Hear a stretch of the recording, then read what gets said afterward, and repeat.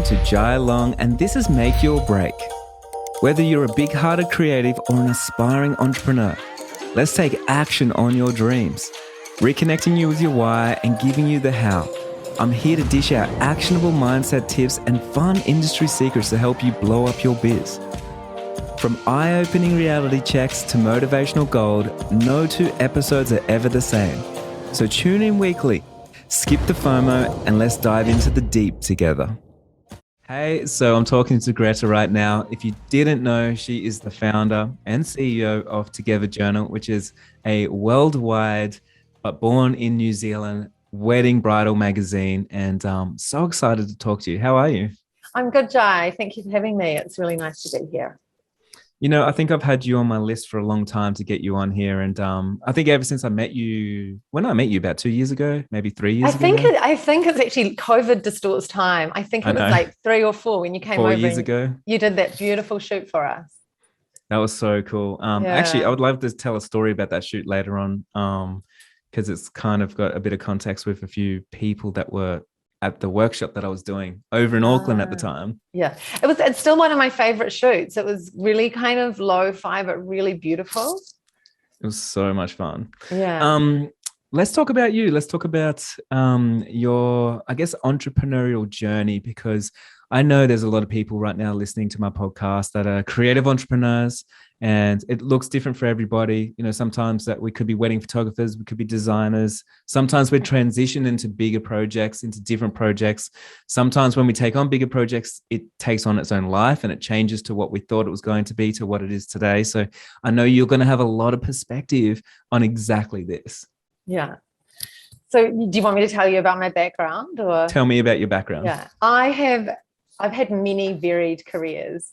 So I went to art school when I left secondary school, and I studied photography and graphics and design. And then I ended up moving to London and working in investment banking for quite a few years. So straight out of art school, and New Zealanders and Australians had a really good reputation overseas. Everybody wanted to employ us because we were hardworking and picked things up quickly. So I ended up kind of falling into Merrill Lynch, which was at the time the biggest investment bank in the world, and working on a really big project, which went for about 3 years. And they actually ended up sponsoring me to stay in the UK. And then the financial recruitment company that I was working through, I had a really good relationship with them. They actually ended up hiring me to come back to New Zealand and help them start up Parker Bridge Financial Recruitment in New Zealand, which went really well. And then the same company, Parker Bridge, took me out to Ireland to start up the Irish arm. So I've had quite a lot of experience with starting up businesses in completely different markets. So I worked in financial services for, I don't know, about 6 or 7 years. So it was very commercial, very business orientated. I was interviewing like CEOs and accountants all day long, even though I had this arts background. And then I ended up going across to, because I had really good project management skills and kind of startup skills, I ended up moving over into the fashion industry, which I've always loved. And I worked as a brand manager in fashion for, first of all, for a house that had quite a few high street brands underneath it. And then I moved over client side to one of New Zealand's at the time biggest fashion companies. They're not around anymore, but they would kind of probably be a bit like Witchery, if I had to give you an Australian example. And I worked with them for about 8 years as a buyer and brand manager, traveling the world and picking trends and putting design programs into production. And I really, really loved it. It was like my dream job. And I ended up leaving because I had 2 babies very, very quickly. My 2 eldest children are only 16 months apart. And I did try to travel after having the first one, but then I became pregnant really quickly, and I had essentially a newborn baby, and I was pregnant. And I, at the time, was meant to be doing 5 round the world trips each year, as well as going to China to book production. So it really didn't work with 2 babies in tow. And it was at that time that I had become married in the last 3 years, and a lot of my friends were getting married. And I had always kept my photography up from when I studied at art school, and I loved it. And a lot of my friends are very modern and creative, and they didn't want, perhaps at the time, this is going back like, how long have we been married? Kind of 13 years ago. There weren't that many young, dynamic people in our photography market. It was kind of older people that have been around for quite a while and very talented, but quite a different style to what I liked and what my friends liked. So I had friends kind of to start to ask me to shoot their weddings.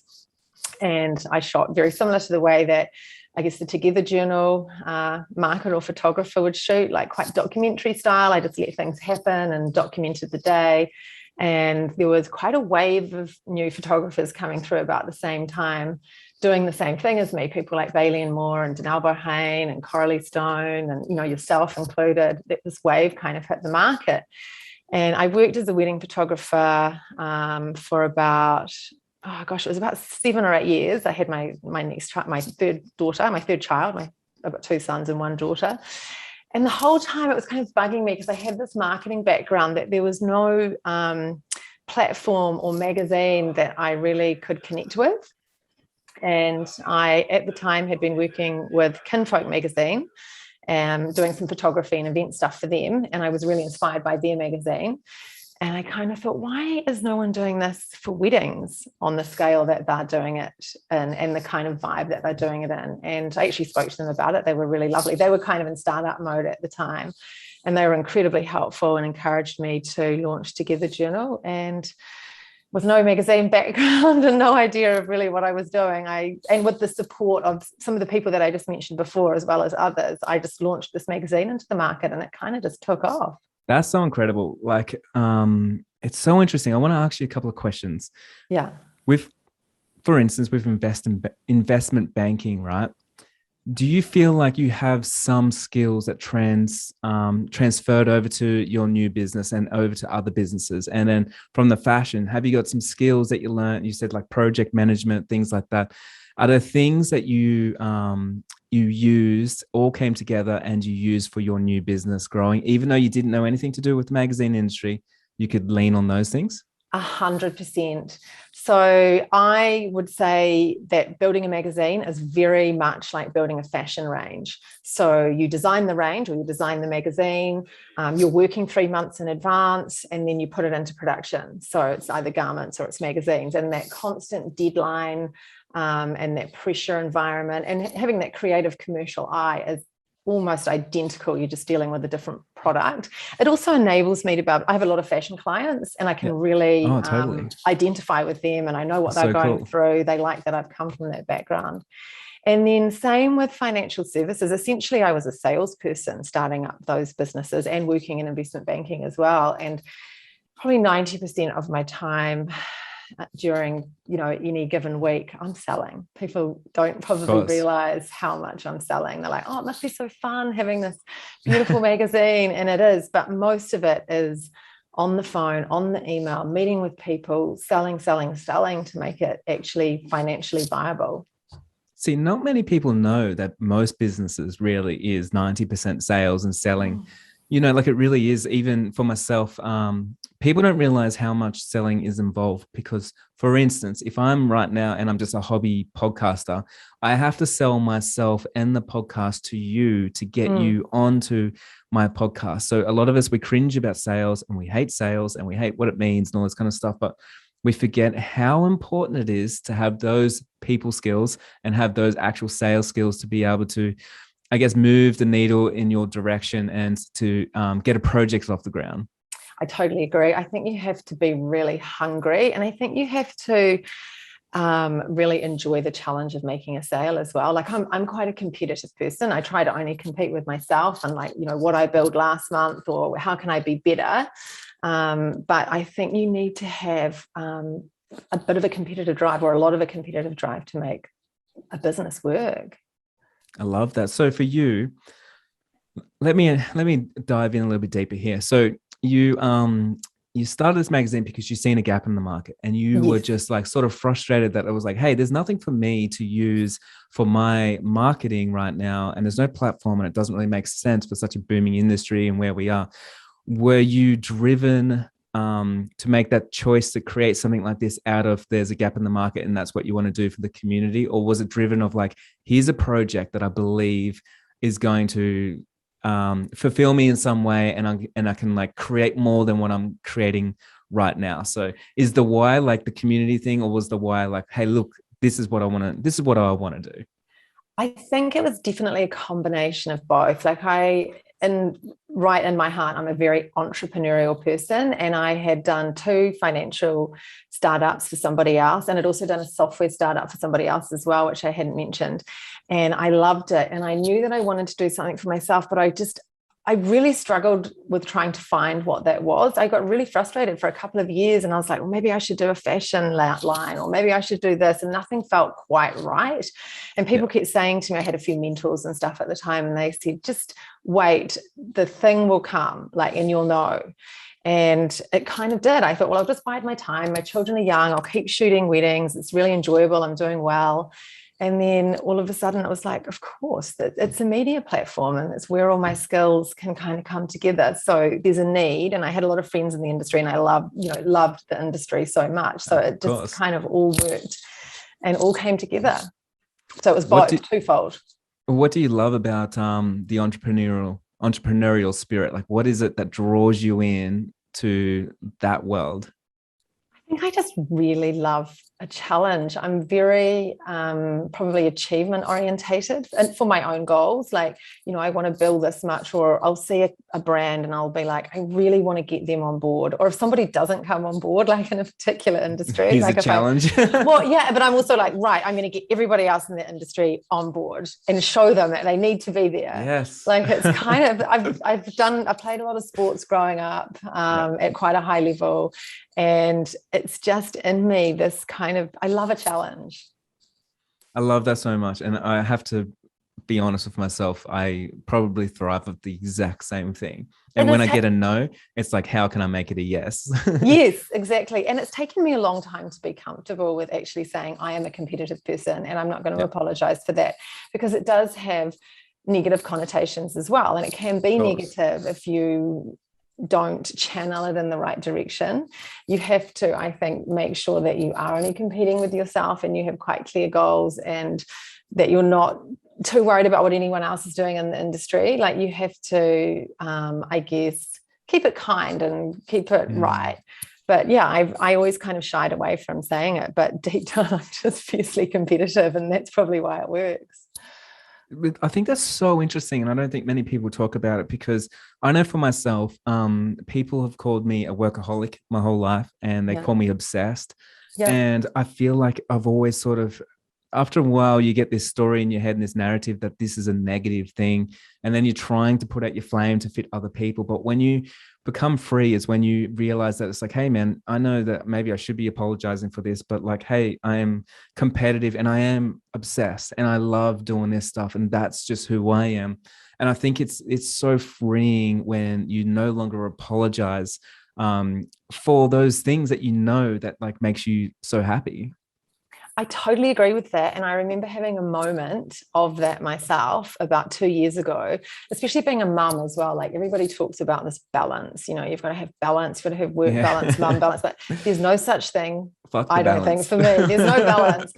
And then I kind of thought about it, and like you, I was like, but hang on a minute, I work every weekend, I work every night, but I love it. Like, and it's usually the fun things that I'm doing in the weekends too. Like, I go hard out on the business and the sales during the week, and then in the weekends, it's often when I do like the layout and the photography and the fun things. So I actually genuinely really enjoy it. And I went, hang on a minute, this is my hobby as well. And I'm not going to find a balance. I'm going to find a merge that works really well for me. Yes. So I take my kids on shoots. I teach them stuff. I was teaching one of my sons to use Xero the other day. I get them to do the links in the digital magazines. And I'm like, this is cool. Like, I'm working, but my kids are also doing something. I'm also teaching them about business. This is a positive thing. And it is working for me, and I like it. There's so much freedom to that, because there's so much outside influence that tells you that you're doing the wrong thing. You should be working a 9 to 5. You shouldn't be working on weekends, like whatever it is. And I know for myself, like, I freed myself when I decided that, hey man, I'm just going to take back my life, and I'm doing the things that I want to do, when I want to do it, how I want to do it, with who I want to do it. And I can do it all the time if I want to. And I realized, like, you become so free because you don't mind taking a Monday off. You don't mind taking Tuesday afternoon off to go and see someone. You no longer feel guilt that you're not working and hustling the 5 days a week, because it's ebbs and flows, and things kind of just work around your life, and you've built your life to work around your business. So you're no longer stuck to other people, what other people's definition is of balance. I totally agree. I mean, my working week is, I work really strange hours. So I'll often get up in the morning and knock off an hour and a half of work before the kids get up. And then I will take them to school every morning. And then when they're at school, I will work. And 3 days a week, I'm there to pick up my daughter, my youngest, and I'll hang out with the kids, the three of them after school, chat, whatever. And then at about 4, so I'll take a couple of hours off between like 3 and 5. I'll do dinner or whatever, and then I'll work again in the evenings. And I'm really happy to do that because I want to be there at school pickup. I want to take the day off to go to sports day, or I don't know, maybe see a girlfriend that's come up to Auckland for the day, and that's fine because I know I worked on Sunday. And like you said, I'm not going to feel guilty about it. I'd love to dive into this a tiny little bit because I have a big community. I've got a lot of entrepreneurs in my community, and a lot of people get stuck around the balance of being a mum or a father in this world. And you just spelling it all out like that is it's so interesting. And I know so many people are going to have like epiphanies, even though it seems so simple, right? But yeah, I think a lot of people are going to go, oh, okay, so because here's the thing that I see a lot of people holding themselves back and they say, yeah, but I've got obligations. I've got to drive my kid to school, so I can't start a big business. But then I see other people, kind of like your prime minister of the whole country there. So many amazing people that merge their parenthood with their entrepreneurship, and they do it so well. And it's almost, it's not effortless because obviously from the outside, like, yeah, it is, but I don't get to see what happens all the time. But can you tell me a little bit about being an entrepreneur and as a parent and how you navigate that? Yeah. Well, I think first of all, I'm really lucky that none of my children, that they're all healthy and that they don't have extra things that I have to put extra time into. So, everybody is different and everybody has different problems. And I'm very, very aware of that.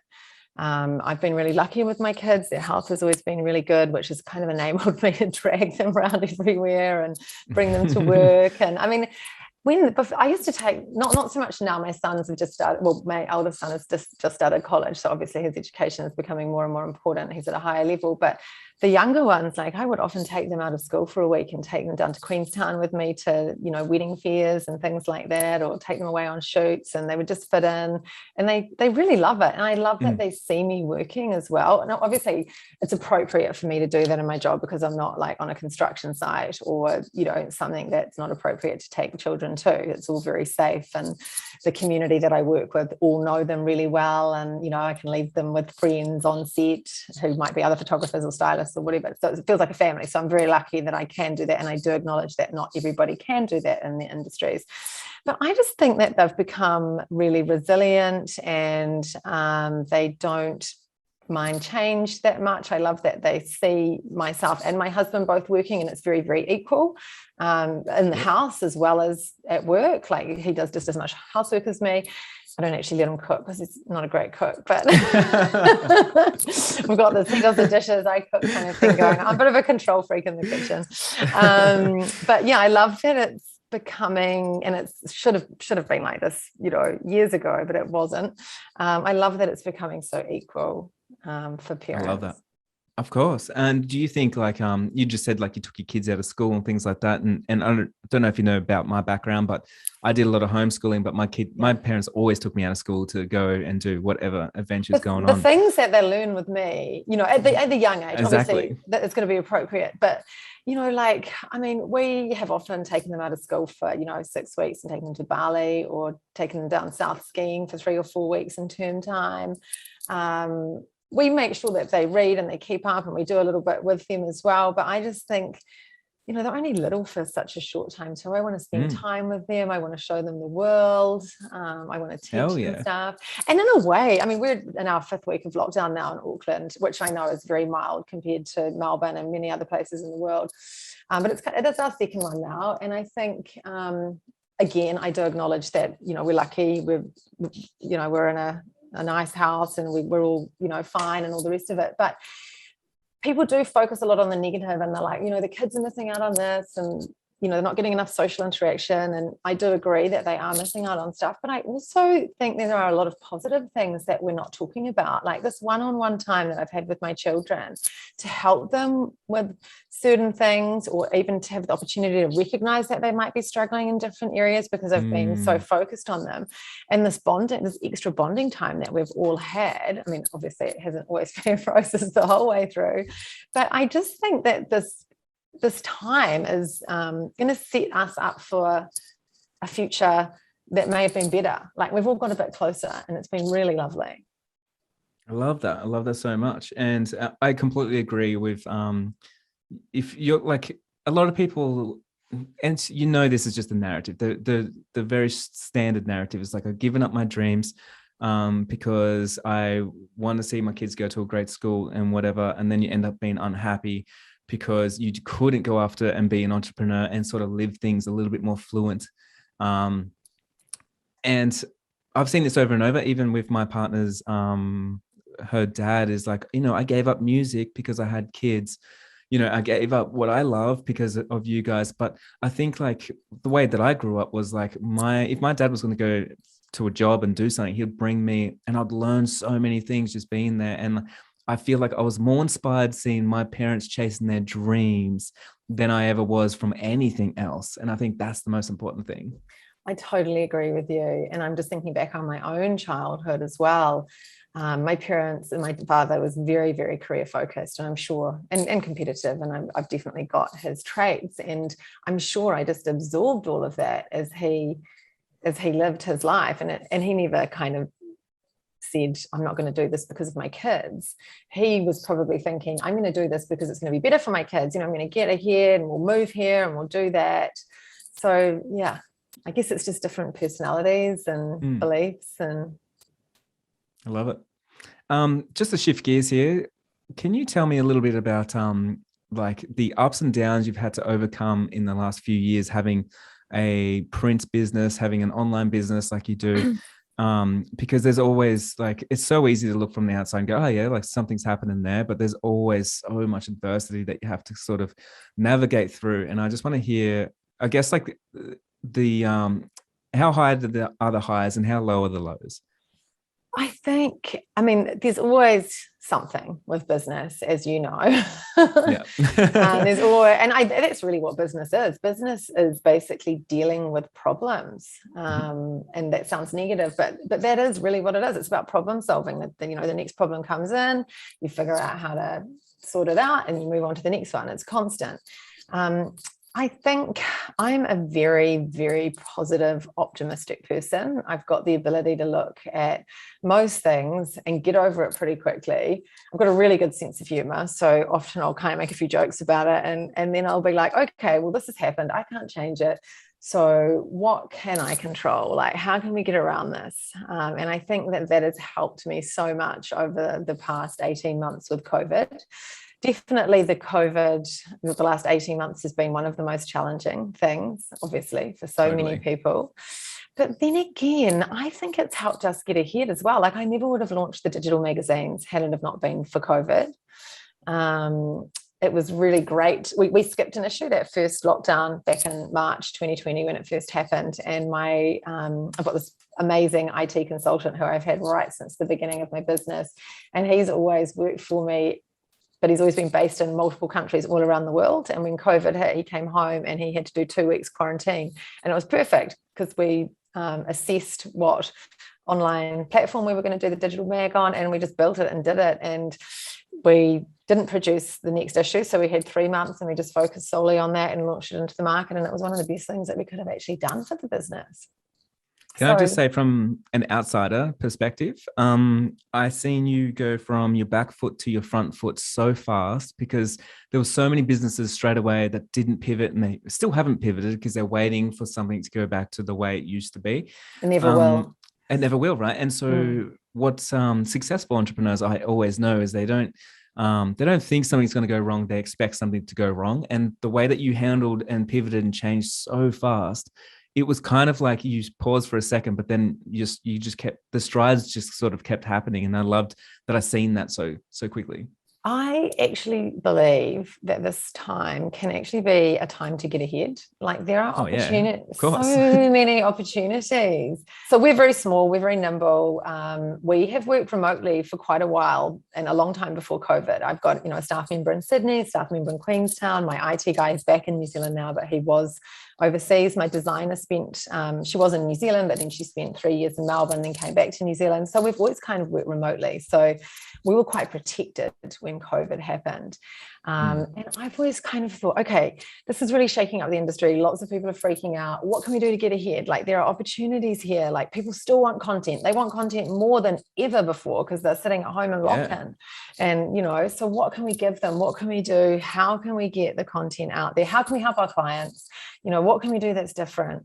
So I think you just always have to look for the opportunity in adversity. Can I just share something with the listeners? Yeah. Don't forget, guys, there's opportunity in change, because if something doesn't change, it's hard to identify a new opportunity. So when there is a change, it means there's a new change in the landscape. There's a new change in who has the money, where money's getting transferred to, where people's attention goes to. And when there's something new, it means something else might die, but then it's up to us as entrepreneurs. It's like, where are we going to flourish or grow our new garden? And change really is, man, always, as soon as I've seen COVID hit and other things, I'm like, there's change. There's massive opportunity right there. So would you agree on that? 100%. Yeah. I mean, obviously I wish it never ever happened, but it's been good for us. Yeah. We've managed to keep our head up. We've managed to still push out the content. People have needed to see all the love stories and the weddings and, that gorgeous content as escapism, really. So even though the physical magazine has been disrupted quite heavily, and that would be one of the biggest negatives that I've had to deal with, freight, shipping and air freight has just been completely turned upside down. So, chaos, getting enough paper into the country, into New Zealand to print the magazine and then getting the finished product out again. We've been air freighting magazines to our international locations, which is so expensive. I think bricks would be the only other thing that would compare. You've got a very low value product that's quite heavy. Yeah. It's only $15. It's but we can't let our clients down and we can't let our readership down. So it's made me sell harder to get advertising up, to pay for that extra cost. And we're all just sitting here hoping, well, hopefully we're about to ship it again soon. Do you think when you can do business well in the hard times, then you should be able to flourish in the good times? Yes, but I don't think you can sit back and expect to do that. No, of course not. Yeah. So you always have to be kind of inventing and not relaxing. Yeah. I think it's really interesting because I've been running as you know, workshops since 2015, and I teach business, right? And prior to this, man, the wedding photography industry was in this massive bubble where if you had a camera and you had Instagram, you literally could just book out as much work all day, every day. And there was just, everyone was just growing. And so my services were redundant because why would I learn business, man? And as soon as something hit, the first thing they did was I need to actually learn business now. And so people kind of going back and yes, I personally know wedding photographers that have lost their businesses. They've given up. That's it. They've pivoted. They've changed careers. But there's so many people going back now and they're learning new skills and they're using this time to sort of expand when other people are contracting. They're taking market share because don't forget, everyone used to complain the market was oversaturated. So now there's all these other restraints that we used to have that are now lifted as the new opportunities have presented themselves. Totally. I mean, and look at you were just talking about, and you're a perfect example of this, new things happen when there's a challenge. I mean, look at all the online learning and workshop type businesses and products and, the demand for that. It's a whole new industry. It's so interesting. And I really hit it at the perfect time. And I actually had this really interesting post that's on my Facebook and I shared it with my community not too long ago. But in 2019, I did a post out to all my friends. And I said, I think in 2020, if it's not a recession, something big's happening. And I think if people are not changing and pivoting right now, just because going off market cycles, I was it's unsustainable what's happening right now. And there's going to be a big change. And that was the end of 2019. That's when I pivoted my business because I didn't know why, but I was something's happening. we need to go online and we need to like start going towards the future basically. So we changed that, and obviously the business struggled in 2019, start of 2020, and then all of a sudden like we released everything, and then like probably that week COVID hit and our business took off. And I was like, it's interesting how you, like, as an entrepreneur and you know cycles and you kind of see landscapes and how business works, you kind of intuitive of like what's actually going to happen. I totally agree. There is a cycle and the impacts are different. So, you know, it could be a financial crash, it could be a natural disaster, it could be a pandemic, but things always happen. You know, there's a cycle, a time cycle. It varies a little bit from each event to next, but it doesn't go like this ever, you know. No, and that's the thing. Yeah. It would be so boring if it did. Yeah. And the thing is too, like, and this is an interesting thing from the start of COVID, everyone was like, oh yeah, but no one's spending any money before, like, because they got no work. And I'm like, everyone's still got money and they're not going out and spending their money on the things they used to spend your money on. So we've got to remember things like that. So if you start understanding humans and the way to behave and the way that they love to shop and things like that, you can sort of navigate. I mean, Jeff Bezos, most richest man in the world, because of the pandemic, because people know that people spend money. And it's interesting, like I've looked at because I have so many different sectors in the magazine. We've got fashion, we've got events, we've got jewelry, we've got all sorts. And one thing I've really noticed in particular, the jewelry sector seems to be incredibly strong. Boom. And I think in New Zealand, at least, and Australia. Apparently watches are doing the same thing. Well, all the people who, you know, the affluent people who may have been spending their summer in South France every year, you know, they're not spending that 100 grand in Europe. They are going to the jewelry shop and they're buying watches and diamond earrings, from what I can gather. Yeah, so things are just, it's all still there. It's just it goes into new hands and exchanges to new people sometimes. So that's really cool. I'd love to ask you, just like before we sort of like move on a little bit, just for you, what is, as an entrepreneur and as a creative entrepreneur like yourself, like what is your definition of success? And like, do you feel successful right now? I do. And I read a really great book. I'm just remember the name of it now. But it was about redefining your success. Like, we often get programmed to think that being the biggest and the best and the highest billing company is where we need to be successful. But it's not for me. I want to be able to be flexible. I want to be able to take time off to go to my kids' camp. I want to be able to go away myself. I want a job that allows me to travel, although it's a little bit harder at the moment, so it's just local travel. But I want flexibility, I think, for me, is success. So obviously I want to have a thriving business that makes money and, you know, is moving forward and allows me. Yeah. And also not having financial stress. Like, for me, I don't want to be stressing about having to pay your own salaries or anything like that. So I always like to make sure I've got a certain amount of money in the bank so that when things like COVID happen, I never have to worry about that. And that's always the way that I've run my business. I've had no loans with Together Journal. It's been driven solely off sales. And I have a bank buffer, which I've made from sales, and I leave it there. And I like to keep it at a certain amount so that I don't get stressed. So financial security, so that I'm not lying in bed. I hate owing people money. I'm quite well known as being the person who pays invoices like literally the moment they hopped in my inbox. Funny because I'm exactly the same as you. And people do more for you as well. They'd love it. Like writers and photographers that I work with are like, oh my God, like you are the fastest payer. If you want me to write anything else for you. Yeah. And then you hear about these bigger, massive multinational companies. I mean, I know myself from being a photographer, sometimes it would be like 4 months before I'd get paid for a photography job from a media company. So yeah, being able to do that, being financially stable in my business, being flexible to fit it around my family, and actually being able to do some things for my family too. Like, we will often write a honeymoon feature, and to do that, I'll go to Bali and the hotel will put up myself and my family, and we'll have this really great holiday whilst I'm creating a feature and writing a story as well. Like, I love to be able to merge that kind of thing with my family life so that we have a better family life. So yeah, I like being nimble, I like being small, financial stability, but really business on my terms and my family's terms. I love it. I love that you have your own definition of success and you can like easy tick those boxes. And I think not enough of us do that because we're trying to show other people the success, you know? And I want to stay small. You know, I work from home. I love it. I've got a little studio where I can shoot, but most of my time I'm out of the office at a client's place or on set. I don't need to have an office. And I do love being small. I don't want to be the biggest magazine. I want to be a small niche magazine that operates the way that I do.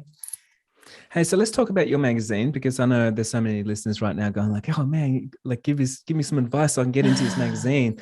You know, it's very prestigious to get published in the magazine. And our listeners right now can vary from wedding photographers, videographers, jewelry makers, dressmakers, like so many creative entrepreneurs. And, you know, we all dream of being published in the magazine so we can show our clients, so we can create more desire around our brands and things like that. So I actually want to ask you, from your standpoint of like, how can we improve our chances to actually get featured? And I probably want to share a couple little funny stories with that as well. Okay. I think one of the key things that people have to remember is that each issue, we can only put 12 to 15 weddings in the magazine. So it's a very small number annually. It's tiny. And I get so many people emailing me, you know, why didn't this one get in, or what can I do? And it goes back to being commercial. It costs me so much money to produce each issue, like hundreds of thousands of dollars when you look at the print bill, the freight bill, the staff bill, the design. Like, it is literally hundreds of thousands of dollars to produce each issue. So when I'm picking those weddings, the only thing, the thing that I'm thinking about how it has to be beautiful, but I'm thinking about commercially the boxes it has to tick. So I'm thinking about my market. I'm thinking, I mean, obviously we have a style, and this is within the style. So we have the Together Journal style. And then within that bubble, we want to look after certain brides and couples.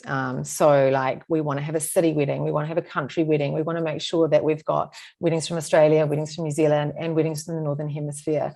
We want to make sure that we've got elopements. We want to make sure that we've got low budget weddings. And we've got all these boxes that we have to tick to make the perfect combination of weddings that we know the market and, you know, will engage with and want to buy. So for example, if I didn't have a low budget wedding in there, what's really going to entice a low budget couple to buy the magazine? You know, they might flick through it and go, this is all just too expensive, I can't relate to anything. Or you might have a boho bride looking through and going, it's all classic and sophisticated, there's nothing boho, it's not for me, and they'll leave it on the shelf. So when I'm saying no for weddings, it's not like, I know you've tried really hard and I know the wedding is beautiful. It could just be the combination that I need. I may have just had so many boho weddings submitted to me this month, and yours might be just as good as the one that I've picked, but I've already got one and I need to find these other boxes to fill. So do kind of understand that it is a commercial decision that has to be made, or there would be no magazine. Yep. That's the first thing. And then the other thing is, please just send me highlights galleries. I get so many photographers sending me galleries of like 200 to 1,200 photos. And you scroll, like it's like death by bulk gallery.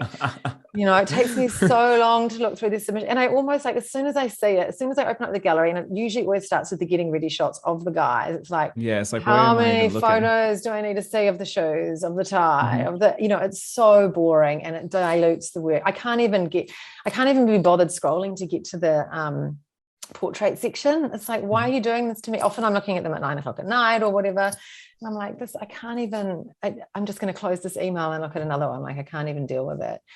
So that would be my, you know, pick it like you're going to do a wedding album. So and also have a look at the weddings online. Like, I don't need to see any family photos. I need to see maybe one or two of each side of the parties getting ready. Just put the wow images in there and it will increase your chances so much. So moral of the story is, don't make Greta work for it. Well, but remember, it is though. It is though, you know. That's also it. But also, I get so many submissions. I'm looking at so many in a row. Like, wow me. Like, there are so many good weddings. So don't disadvantage yourself by having this gallery that's going to be like, for the first 3 scrolls, like men's socks and cologne, when I'm looking at another person who has sent in a highlights gallery, and I'm immediately like, the first 20 photos are just like, wow, I can see that on the page. It's incredible. I love that. It's so interesting because we don't think enough of this, and we think about our own work and, you know, everything else. But It's so important. And I say this all the time, like if you're submitting anywhere, it's like, make it easy for them, for you to be the right choice. Like the easier you make it, again, business is about solving problems, just like Greta said before. But the more that you solve the problem on the other side of that email, the higher the chances are that you're going to be the person to work with. And how are you going to stand out? That's the other thing. Like that's not going to compete with something I've got from, I don't know, Bailey and Moore or Danelle Bohane that's sitting there in a highlight gallery. It's like you just really just threw it away when you sent me that gallery with 800 images in it. So here's a little funny story that I want to share with you. I'm very direct. I am. I've been featured in Together Journal, and I'm like on there. I'll tell you what my goals are. I'll tell you what's going on. And so I'm all about it. And so I remember years ago, I had a friend, and he was like, he's an illustrator, and he wanted to be featured in this magazine that was a science magazine, and he wanted the front cover. And so every month he would illustrate something new, and then he would use their hashtag, and he would tell me that, like, hopefully one day they're going to see my stuff. And then I would say, like, have you ever reached out to them and asked them what they actually want? He's like, no. I'm like, have you ever talked to them? He's like, no. I'm like, so are you hoping, you're doing all this work and you're hoping one day they're going to stumble across your stuff? And he's like, yeah, and they will. That's my goal, which is completely different to how I think about things, So with like everyone out there, it's like, are you going to have more chance to get featured if they actually, first of all, submit the wedding in and actually like reach out and go through your guidelines and see what they need to do, opposed to hoping, wishing, praying, putting on the back burner, maybe one day I'll get featured, but hasn't actually put in any action to make that happen. Yeah, it's interesting. I mean, it's what I have to do to make sales as well. Like I can't just sell yourself. I can't just email out, 50 emails and hope that someone calls me back to place an ad. That would be amazing. But no, I've got to get on the phone. I've got to get in front of them. I've got to think about unique things that I could actually send them. Like I often send all sorts of kind of fun things, physically to them to get their attention with the magazines. Like you have to fight to get your place, really. You do. Hey, can I share a story with you? Going back to me doing that shoot for you a long time ago. So this just relates perfect right now because we're talking about fighting for your place. And if you know me, I've always been like the action taker that's gone above and beyond trying to make as many things happen as possible. So I organized this workshop in Auckland, New Zealand. And as soon as I did that, I started selling some tickets, and then I realized I was going to be there for 2 days. And I was like, if I'm going to be there for 2 days or 2.5 days, I need to make the most out of my time, out of these tickets going to New Zealand. So contacted Greta and I was like, is there a shoot that we can do? Is there an editorial? Is there something that you need? I also contacted a few people that were engaged to see if I could meet with them, to see if I could book them and stuff. And what was interesting, I actually ended up getting really sick on that trip. Like I was super sick, and I did this workshop. And when I was in there, I was like teaching everybody, and I was like, I don't feel like I've ever been as sick as I was. I couldn't even believe it, but I got through it all. But I was there for 2.5 days. And what was interesting is other people all came in from Australia and stuff, people there learning from me. But whilst they were there and, they met a few people, learned a few things, and then they went home, I came in and I taught 2 days straight a workshop while I was sick. And then between that, I was having meetings with other vendors, other photographers, and then clients. And then between that, I was actually racing across town to go and do a shoot for you to make all that happen. And literally, I don't even reckon I barely slept that whole trip. I didn't even pick that you were sick. I didn't even. I know. And then like I headed home.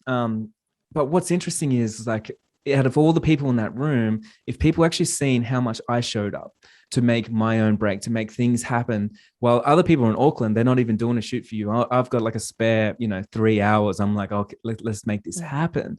And so I think it's so interesting how like, there's some people that will let an opportunity slip them by, but others, it's like you can see where their success comes from because they'll do what others are not willing to do no matter what, and they will make things happen. Yeah. So yeah, that was just like a cool little introduction to you and to and we actually also had a meeting, I think, at that we went and met at the cafe as well. Yeah, Pretty we sure did. That might have been the same time. Yeah, so it was. all that in the span of like 2.5 days, which is absolutely crazy. You're going to make your own luck. And I remember when I was a wedding photographer, I remember going out to the States and just trying to second shoot for all of these people that I loved. And it was the best thing ever to do, never be too proud to second shoot or assist or, Absolutely. And that's the thing, like it's if you're right now, you're not shaking one more hands, if you're not submitting one more wedding, if you're not talking to one more person, like business is not moving and no one's going to do anything for you. You've got to do it all yourself. So is there any last tips or anything on just for instance, maybe not wedding photographers trying to submit in, but maybe a dress designer, maybe an invitation designer, if they were like, man, it's a bit harder for me because there's another layer, because usually I have to be photographed by an amazing photographer to get into these magazines and stuff. But for anyone trying to just get noticed and be in your I mean, we get, vision. I think all brands. So, All the brand, business, the businesses kind of, we have contributors and we have brands. A lot of brands submit stuff to us as well, like jewelry companies, fashion companies, homeware companies, gifting companies. And you'll see we have quite a strong lifestyle section on our website where in the inspiration section, we do. You have a honeymoon section too, don't you? Yeah, honeymoon, cocktails, jewelry, fashion. Awesome. So we recognize that a couple will buy the magazine because they're getting married, but there's still a couple that might go on and buy a pair of earrings or shoes tomorrow. Totally. Like we have advertisers who advertise with us who aren't really technically wedding brands. Like most of our big brands like Crane Brothers and Karen Walker and people like that, and lots of beauty brands, they're not wedding companies. Like they probably have 20% of their market is probably bought by couples or brides in particular when it's beauty and stuff like that. But they recognize that, okay, this demographic, which is a middle to high income demographic, that it's quite sophisticated, quite savvy, they're going to pick up Together Journal on the shelf and they're going to flick through, but they might see a pair of high heels that they want to wear on Saturday night, or a pair of earrings that they want to buy now, or some face cream that they want to buy now. So submit all your products, and like we've got a big audience that wants to see beyond wedding stuff. It's awesome. I love that so much. And guys, if you're just listening right now and you're just thinking like, what am I learning from all this? Just remember, like, Greta's here. She's an entrepreneur. She's making her own break. She's doing the sales calls. She's getting her brand out to the world, getting her magazine into new places to sell a magazine and stuff like that. And that's how we need to act with our business as well, because no one's going to give us the opportunity. No one's going to reach out to you. We've really got to do that stuff ourselves. So yeah, I think just look at it and I think, how can I use this downtime to improve? Like I might not be able to go out and shoot a wedding because of restrictions, but what can I do on social media? How can I engage with my community? What can I do for my future couples? What can I do for my past couples? Like maybe there's some content or some interviews that I can get out there, or, just have a really good scratch around and think, okay, this is an opportunity. I can't do what I'm normally meant to do, but what can I do instead? How can I get ahead? Where can we find your social media channels?